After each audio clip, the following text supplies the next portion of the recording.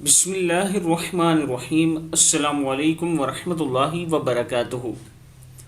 عابد راجہ channel کی طرف سے آج میں اپنے دوستوں کو رزق کی ایک دعا بتاؤں گا جو رسول اللہ صلی اللہ علیہ وآلہ وسلم نے ایک صحابی کو بتائی تھی۔ ایک صحابی خدمت اقدس میں حاضر ہوا اور عرض کی، دنیا نے مجھ سے پیٹھ پھیر لی ہے، یعنی رزق میں برکت نہیں، بہت تنگ دستی ہے۔ فرمایا، کیا وہ تسبیح تمہیں یاد نہیں جو تسبیح ہے ملائکہ کی اور جس کی برکت سے روزی دی جاتی ہے؟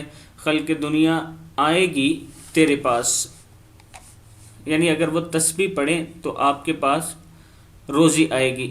ذلیل و خوار ہو کر طلوع فجر صبح صادق کے ساتھ 100 بار کہا کرو، سبحان اللہ و بحمدہ، سبحان اللہ العظیم و بحمدہ، استغفر اللہ۔